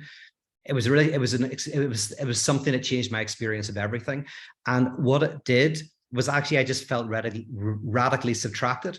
Suddenly I didn't go to tech where I was doing my college work for computer studies or something. I got rid of all the stuff in my bedroom, not because of some St. Francis of Assisi goodness, but because I didn't relate to it anymore. I just looked at my room and was like, who is this person? And I told my parents, I'm no longer your son, which was a bit of a shock for them, but they took it all in good stead. I'm just young and whatever, militant. But what I realized is all of those acts were my very inarticulate way of trying to articulate this experience of a radical subtraction. Now, for me, having a group where we gather together and we have certain rituals of life is a way to try to remain in fidelity to that event. Whenever everything around us is trying to draw us back into a very different type of libidinal involvement or investment. And that's why I think music and art and stuff is so important, that's why I'm doing Church of the Contradiction.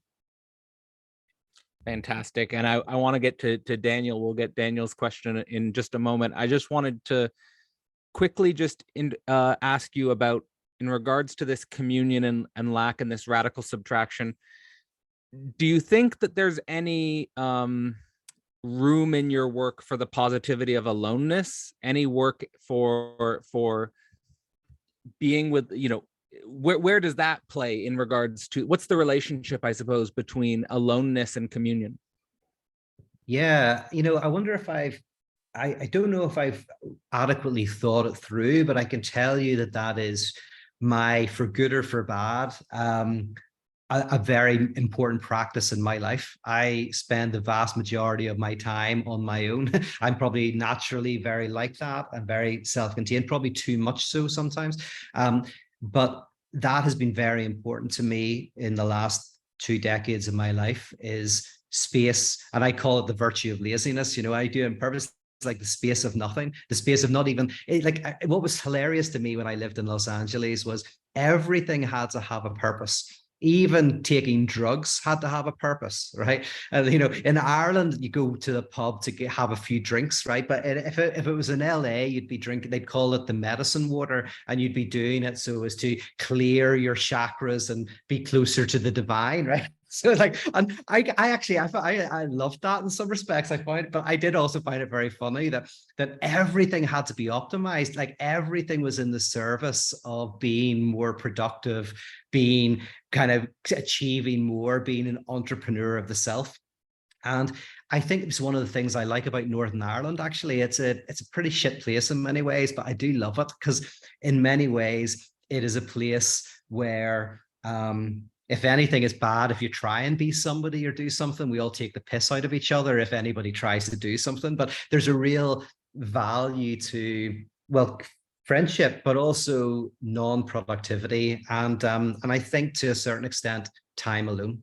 Yeah, but non-productivity, maybe that's what I would say, is even alone time can be roped into this, right? Where you become a minimalist, for example, in order to be better at work and to be able to sleep more. And again, it's all about it. I've seen Jordan Peterson talks about this. It's interesting. I've noticed like he often talked about his therapy in relation to optimizing his they're not analyzans, his patients, where he would say to like a business person, well, you're having trouble sleeping. Well, imagine, if you slept better, you'd actually be able to do your job better. And if you took more time with your family, you'd actually probably be more productive in your work. And so what Peterson was doing was he was offering advice to people that was trying to make them more integrated into potentially what their tiredness was a protest against their work, right? So, and what was potentially a protest against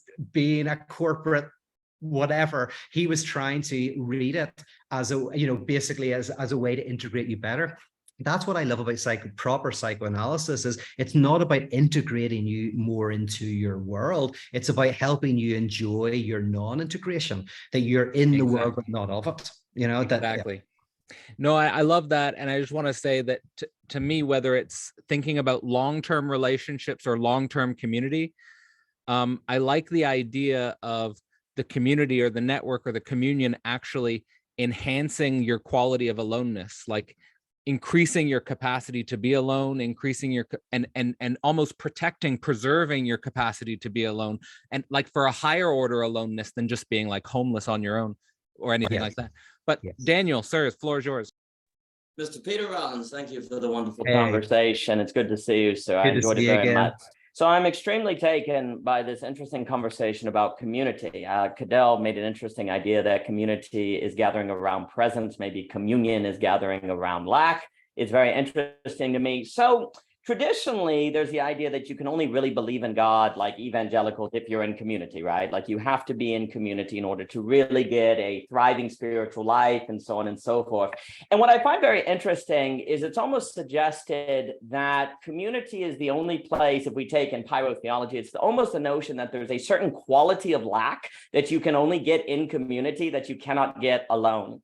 I think about Sartre's gaze, right? When he's, if someone sees you naked, it's really embarrassing. But if you look yourself in the mirror, it's not embarrassing, right? So it's interesting because when you're talking about the artistic, the experiences are different things. There's a certain quality of lack that perhaps there's a danger in our aloneness that we lose. So I have a friend, Pei Vio, for example, he talks about the difference between talking philosophy and talking about philosophy. When you talk about philosophy, it's the history that's kind of distance. But when you talk philosophy, you're really part of it. And likewise, there seems to be a difference between talking about lack and talking lack. or talking about Lacan or talking Lacan. And what's so interesting is, although traditionally there's an idea that it's alone that you come in contact with lack, which I think is true, because what Cadell is pointing out, it seems to be a mutually informing relationship. It's almost like there's a certain quality of lack that you can actually only get in community that keeps you talking Lacan as opposed to talking about Lacan. And this might be where it's kind of funny, because it's kind of an inversion of the idea that community is where you experience presence, the presence of God, or different things, which then can help you kind of escape the lack. But then it's a question of, well, what would it look like to have community? I've been using community and communion interchangeably, but I like that distinction. What would it like to have community that is very aware and designing a space for us to keep talking lack as opposed to talking about lack, which requires a certain quality of an experience of lack that you only get in the presence of others. Like, it's hard to be embarrassed by yourself.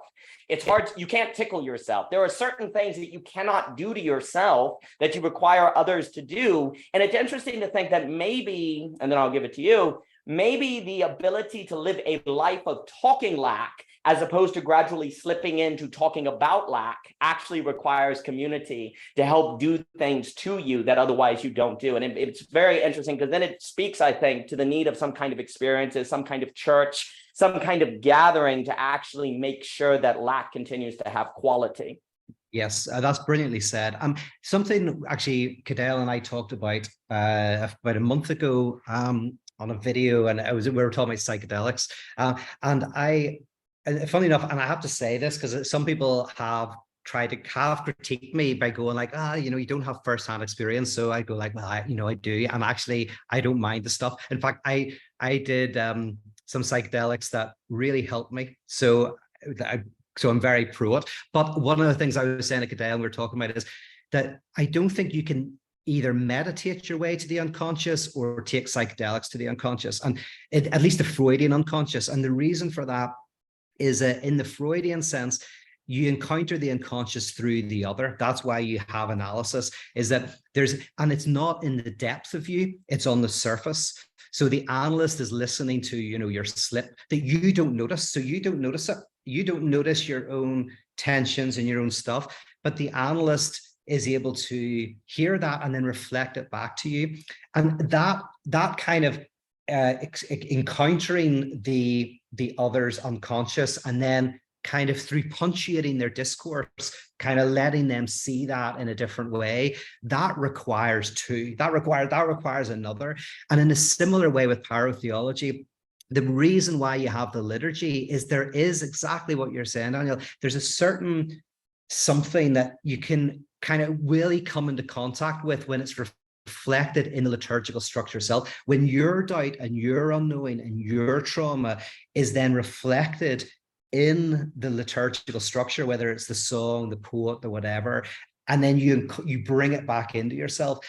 It's not that meditation psychedelics don't have a place, whatever, or even a more important place, but there is a certain type of encounter with the real that happens with others. Thank you. Did you want to respond to that, Daniel, or you're good? No, I just think that's really outstanding. And I think like this real emphasis that there's a certain quality of the experience of lack that requires the other, that naturally in our desire to avoid lack, we can convince ourselves we can experience alone, right? Because, and that's almost, I sometimes wonder if it can be useful to make a kind of distinction between nothing and lack, not that it's a hard distinction, where if I just say there's nothing, then there's no like, it's not a present absence. It's just kind of a way, and in loneliness, it feels like nothing. But when I talk about lack, the nothing has a kind of presence in the other through the presence of the subconscious. So a kind of present absence. And we, in associating like, oh, I can be alone and there's nothing, and what's the point of life, or different things, then it's almost in the intellectual realm. And you don't have to think about it because there's nothing. There's just nothing. But lack, which comes out in the presence of the other, it pins you down in that kind of sautre rate. You feel it, you are there, and there's a different quality. Now, of course, people by nothing and lack mean the same thing, but it's interesting to kind of see that there's a certain quality of nothing that is alone. And then it's almost like, as we're traditionally, and then I'll close, traditionally we associate community as where we experience presence, and loneliness is where we just kind of experience our one-to-one with God. It's almost as a kind of reversal here, in a way that when you're alone, you're not really experiencing the lack. That's when you're feeling the presence of nothing, God as having the nothing in it. Whereas when you're in community, that's when you're feeling the experience of the lack. And that kind of inversion, then I also think brings out why the presence of the other is necessary in this. And there's something to that quality that seems distinct from, say, the psychedelic or meditation or so on and so forth. So I appreciate the comment. And then it makes a clear role of art. Right, like art has a necessary role to keep you talking Lacan as opposed to talking about Lacan. Talking lack as opposed to talking about lack. So I appreciate that. And just to connect what you're saying with what Chetan was saying earlier as well, is see when I'm doing something like Icon was the community I used to do. I think you know that, but others don't. And Church of the Contradiction, which is going to be called CCon, Church of the Contradiction. So CCon is we have to know the people who are coming really well. Like, it's not just a matter of us going and doing something. It's like we have to kind of know people, get to know where they're from, and then the art and the liturgy has to, in a sense, it's our attempt to, within the knowledge, within the language game of the people coming, make it speak to them. There's a real sense of, if we're just putting something onto a blind audience, it's not going to work. It's like, I kind of have to know, and it's a danger with this thing I'm doing now, because I don't know who's going to come, but I have to get to know who's coming so that I can better reflect back to those people themselves and the real of the self-division. Yeah. And that suggests, and I just think that suggests the role of skill and art in all of this, which is not always emphasized in these sort of, you have the right ideas, you're good, but there's a certain skill, like how to use art to get people out of a language game or to break a language game. And then how do you judge and weigh what art is ready for which person? Like, that's a very active thinking. I appreciate that. 100%. That's the art of it. Yeah. James? So yeah, I'm an artist, and that was like pretty much what I wanted to ask. What Daniel started asking about, I wanted to bring the conversation around to art. It seems to be something that's really important to you and to your project, and so something that really stood out to me was this this idea of using the world's blackest paint to, almost to as like an icon. Something to create a devotional image.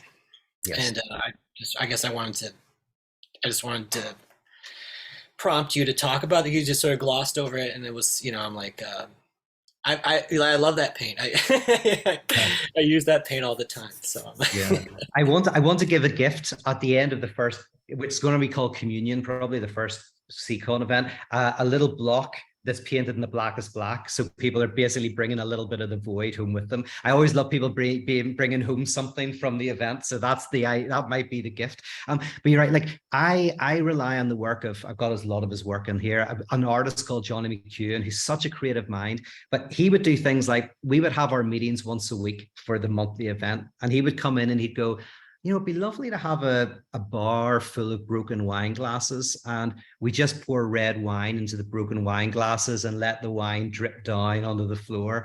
And that would be the inspiration then for us to do an event. And we did an event called Sins of the Father, where everyone wrote down times when they felt God or the universe had let them down. And then we read those out. And as we read them out, we poured red wine into the broken wine glasses and let it drip down. And then we burnt them, sent the aroma up to God, and then used the ash as a gift to bring home. Well, but it was like, we love to use art.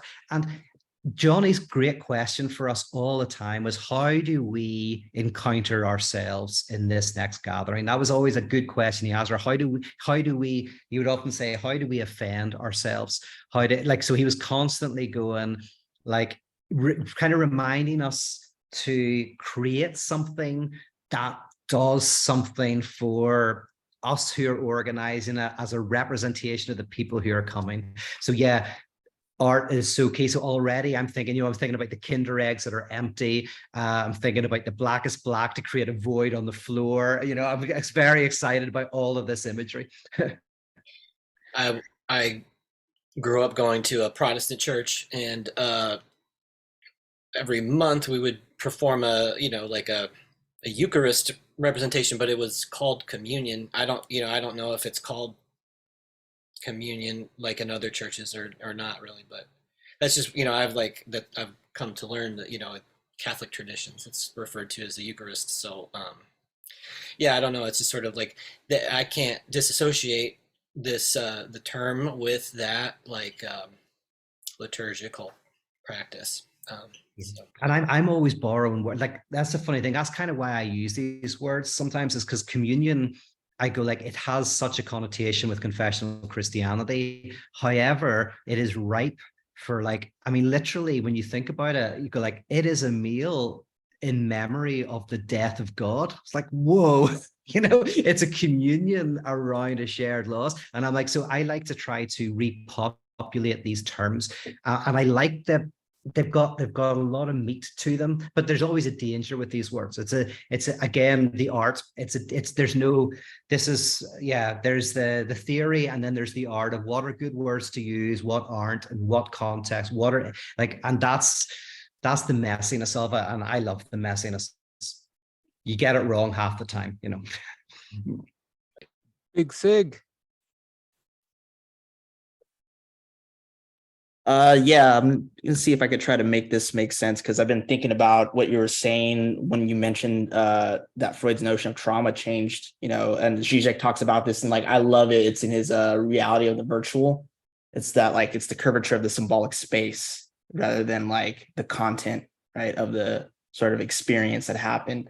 And then you mentioned something about how the Freudian unconscious has nothing to do with depth, but the surface, especially like in the formations of it in parapraxis.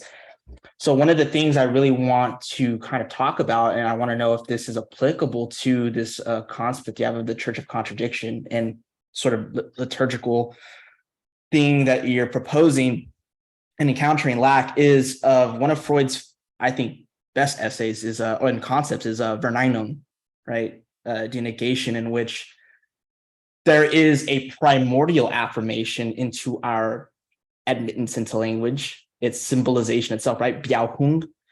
And if that has anything to do, especially like with this Church of Contradiction of realizing the lack in God by realizing like it's not just the affirmation, but the constant negativity, right? Because what's the classical concept of Verneinung is like I had a dream about a woman, but it was not my mother. And Alenka says it's like, well, it's not the fact that it is the mother or it's not the mother, but it's the not mother. And so how maybe radical negativity is also another thing we could tie in with, not just lack, but also the constant negation in these sort of rituals or in this church. I don't know if that makes sense, but I find Biauhung and Verneinung important, especially with realizing the lack, right? You know, and realizing the trauma, which is, this is a lack, but it's the symbolic curvature of the space that creates that. Yes. Yeah. No, everything you're saying is brilliant. And like, we're constantly coming back. Yes. The negate, that's why, you know, I mentioned earlier about my critique of modern atheism, which is just negation. It's just a not God, rather than like Simone Weil is, it's not that God doesn't exist. God is the non-existent thing. You know, and that's really much more interesting, right? Instead of God doesn't exist, it's like, no, God is the inexistent thing, or in the words of Padraig Ó Tuama, my favorite emptiness. I don't want to call my next book that, actually, my favorite emptiness. But it's exactly what you're saying, a positivizing of the negative. And the big key, and this is where I'm playing with this at the moment, I want to be able to do a sermon on this idea. I like the fact that Cadell called my talk or sermon. I love sermons about life after death. And I talked about this actually in the last conversation we had here, but I'm playing with the idea of the religious question, is there life after death? But giving that a Freudian reading. And going, in Church of the Contradiction, we believe in life after death, right? We absolutely don't just believe in life after death. Life after death is an objective reality because you're the evidence. Because in order to become a subject, you had to pass through death. There is a fundamental castration at the core of subjectivity. So in other words, then the religious answer is, in one sense, there is life after death. We are the evidence, and all we have to do is acknowledge that death. We have to symbolize it. We have to orient ourselves to it. That for me will preach. I think it'll preach, you know, and it's a very kind of positivizing of the negation. It's like castration is how the subject arises. In fact, we are the sedimentation of the lack. Like it's what subjectivity is in a way, you know. Yeah. Right. Yeah, and it was something that I was going to add, but just getting caught like trying to put it into words, like it slipped. But one of the things that you pointed out, positivized lack, and one of the things about Biaohong is that it's like a sort of construction of a myth of origin in which it is our entrance into language or to manifest that traumatic lack, right? And it's like with the Wolfman, it's like, well, yeah, he didn't go through, in a sense, castration, but that hallucination wasn't something of Verwerfung, but rather Verneinung, because it was like the insistence of the hallucination of him getting his finger cut, that was symbolization itself that encountered with castration or lack or alienation into language. Yes, yes. And that's why, you know, Lacan, as you know, like says your money or your life is kind of an example of the choice that you have. You either maintain the substance of your money, the substance of being, and then you forfeit your life, or in a way you give up the substance and you have life. And in a way, the psychotic structure in some respects doesn't give up the substance. Yeah. And then has to do it. And this is interesting about perversion as well. Perversion, like the perverse structure kind of always keeps having to enact the prohibition. Right. Yeah. And right. Yeah. Right. Because the S1 and this S2 are kind of inoperative until the act of, usually a sadistic act comes about in which they admit castration onto the other and then try to be the other. Alenka, I had a conversation with Alenka Zupančič with Cadell, and she mentioned a Wild at Heart scene in which William Dafoe is trying to like seduce the girl and arouse her desire by saying F me. And it's not that she had a hidden desire, it's that he invoked her lack, you know, and kind of put her in that position. Yeah, very good. Yeah, Alenka Zupančič's work is incredible, by the way. I'm jealous he's got to chat with her. Yeah, might as well throw in a little quote from Alenka here and get your feedback, because it's quite funny, which is a play on this idea of God is dead. She says, you know, like a lot of, let's say, classical or traditional theologians will say, Nietzsche said God is dead, and now God says Nietzsche is dead. Whereas Alenka says, God is dead, and I'm not feeling too well either. Yeah. I don't know what you think about that, or what that makes in your Oh, that's good. I like that. I mean, the funny thing about, thinking about that, God is dead, Nietzsche is dead. I mean, of course, the ultimate irony is that Nietzsche is taking that, you know, you trace it back to Hegel, and you trace it back to the very core of Christianity. Like, God is dead is like the kind of central claim. And that's why I do this work, because I don't think there's an institutional form of the death of God. There are, of course, elements of it, and there's individuals, and there's like para elements. Let me ask you about that then quickly. Just a very simple question is, you always make this distinction between confessional and non-confessional Christianity. Yeah. Could you make a determination of how does that distinction cut along the body of Christianity in terms of different denominations, like Protestant, Catholic, Orthodox? Does that cut across all those denominations? Yeah, I hope it does. Yeah, so that's a great question. Like, so when a Reformation happens, yeah, something new is born, and retroactively it also changes what was. So yeah, you're hitting on something important, and maybe it's an issue in my language in some respects. So, because John Caputo, he talks about radical theology as what haunts confessional theology. So whenever I make the distinction, it feels more of a yin and yang. So I think I might want to critique myself here. So John Caputo's his definition is radical theology haunts. It's a haunting force, a hauntology, a haunting force within confessional theology, and it can haunt every denomination. And it's really kind of what opens it up to questioning, to that, the movement of that self-questioning, right? And I want to kind of say, yeah, kind of, I want to have both and, right? I want to say that in every concrete point in history, and Chitana is a sociologist as well. It's like there has to be a sociological, like concrete, actual church, and I do want to see something arise that is that has its own liturgy, a language, a structure, comes out, but that's not radical theology. In a sense, radical theology is the eternal contradiction working through everything, and whatever denomination or group that someone's in, if their infidelity to that movement, their infidelity to that contradiction. However, and this is where I need to think with you guys and help me, but it's like there needs to also be I also want to create something concrete that is not within the Baptist Church, the Protestant Church, Catholic, like something that is separate. Let me just jump in. This to me is at least the point of my attempt in the Abyssal Arrows anthology to situate Nietzsche within Christianity as also a sublation of Christianity, but also outside of Christianity, without just simplistically deconstructing Christianity. But there's another point I wanted to make about the way you were talking about radical theology in its relationship to confessional theology.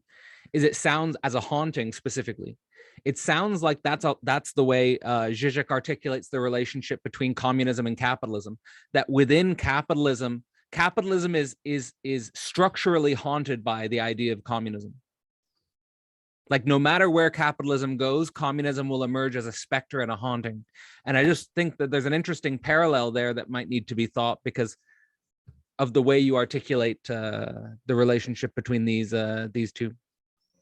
Yeah, there's some definitely, and I think that's probably why I use the term pyrotheology in a way. Because for me, pyrotheology is my historical flag in the sand of a kind of look of something, and radical theology I tend to use as more as a type of ongoing, wherever within the tradition there is this quite radical question. So the mystics in their historical time where the kind of the hysterical explosion in the moment, and some of them, as James was saying with Meister Eckhart, are still relevant today. But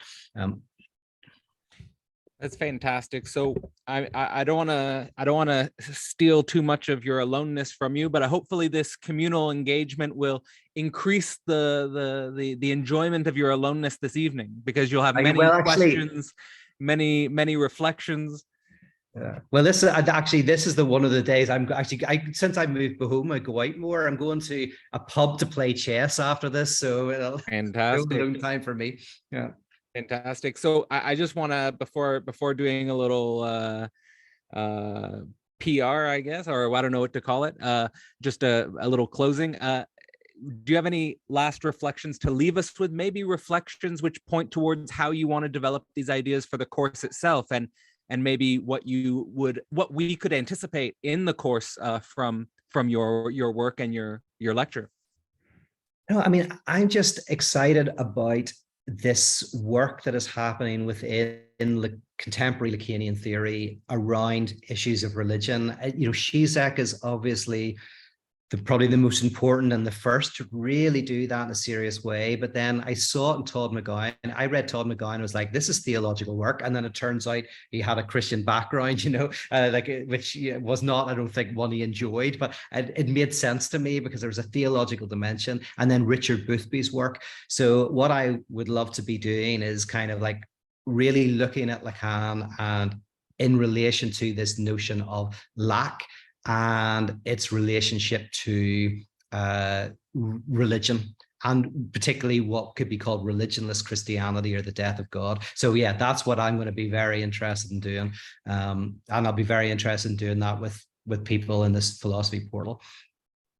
Fantastic. Well, and that's also, I think, a great promo for the course. So let me just very quickly before we close out do a little promo for the course. Lacan's ÉCRITS will be starting September 3rd. This will be the fourth course in the History of Philosophy portal. I say they're core writings from the controversial psychoanalyst, because if you read about Lacan's life and you read about Lacan's history, Lacan never fit anywhere. Lacan was always a disruptive menace wherever he went.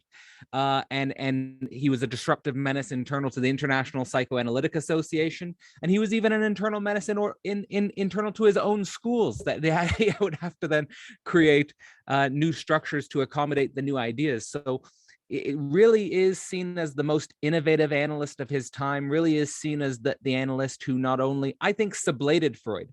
There were many people who tried to deconstruct Freud or take psychology in a different direction. I think what Lacan did was really read very closely Freud, his return to Freud, and that's what we also encourage at Philosophy Portal, is the reading closely of fundamental texts, and I try to bring that out throughout the lectures, and to stay true to the original genesis of fundamental knowledge. And if we read fundamentally the fundamental origins of knowledge, like figures like Freud, like figures like Lacan, then I think we're putting ourselves in the condition that we can actually be innovative thinkers in our time and for our time. And that we always sort of go into this motion. We're not doing a simplistic deconstruction. Philosophy is coming out of an age of simplistic deconstruction. And I think we're heading into an age of sublation and sublimation. And so with Hegel, we're teaching about sublation. And I think in psychoanalysis, we're moving towards sublimation. And I'm interested in this next phase of the teaching. So if you just, well, first off, if you go down here, you can sign up. And again, I'm going to leave a sale for all seminar days. If you want to sign up on the seminar day, there'll be a sale. And if you want to go to the seminars, just click seminars. And we have 3 future seminars in July, throughout the month of July, with all of our guest lectures. And as Peter Rollins is already pointing towards, there is a higher order idea that runs throughout these guest lectures. We're not only interested in studying the psychoanalyst of the past, we're interested in how these ideas can be brought to the present, and thinking about things like theology, thinking about things like politics. I also want to shout out Isabel Millar, because not only is she thinking politics, but she's thinking about it from, I think, the position of feminine jouissance as well. And I think that question of the feminine, and that question of what does the feminine have to contribute to political and theological questions today, is a massively underrated and overlooked dimension of the equation. So we have, like Peter said, thinkers like Todd McGowan, who's actually going to be focused on capitalism. We have thinkers like Richard Boothby, who's thinking about questions like religion, like Peter Rollins is also thinking about. So we're thinking about the social consequences of psychoanalysis. And I think this is going to be massively helpful for the field of psychoanalysis, because Freud never fully thought through the political and religious dimensions of his time. Lacan, in some sense, was such a lightning strike that he never led to a deeper community formation. And there are well-known problems within the Lacanian community with sociological problems in the aftermath of Lacan. So I think this course is really going to be important to bring these out. And also want to shout out that we have Dimitri Kroimans, who's going to be leading exegetical reading spaces. Dimitri is a fantastic mind. He's been with Philosophy Portal from the beginning. And I think he's someone who is going to bring his own interpretations and also open up space for exegetical readings. We also have Andrew Flores, Big Sig, who is here today, and Nick Castellucci. They're both members of the Vanishing Mediators channel. And they're going to be helping me in discussion spaces, quite frankly, to create a more multiplicity of discussion space, not just have a one person who knows, but to create more of a open space where there's many people who quote unquote know and don't know. And like Peter Rollins was suggesting in psychoanalysis, it's not so easy as just answering questions. We want to generate curiosity. And hopefully we can do that. So the course calendar is there. You can see all of that. There are different tiers, different levels you can sign up. If you sign up at tier 2, you'll also get access to the What is Sex course. And the logic behind that is that we're studying a fundamental text from one of the most important thinkers in Lacanian theory today. So you get an introduction to that, and also sexuality, again, from the point of view of the feminine, which I think is very important. So check that out if you're interested. That's all available at philosophyportal.online. Before closing, I just want to say thank you so much, Peter, not only for this seminar, but for everything you've brought the Philosophy Portal community so far this year. It's been absolutely fantastic. So with that being said, I'll just let you have the final word.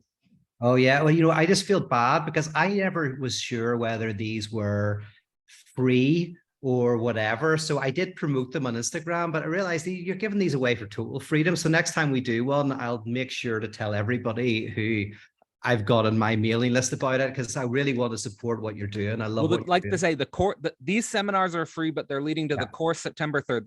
That's yeah, I get confused. So this was because realizing, oh yeah, you don't even have to, because you don't even have to pay for this. I should have, but anyway, I did. I love what you're doing. Last word is just listen. Thanks very much. I really appreciate it. I said what I'm really excited about is some of you I already know a little tiny bit now, and I'm getting to know better. Michelle and Daniel, John was there earlier. A few people.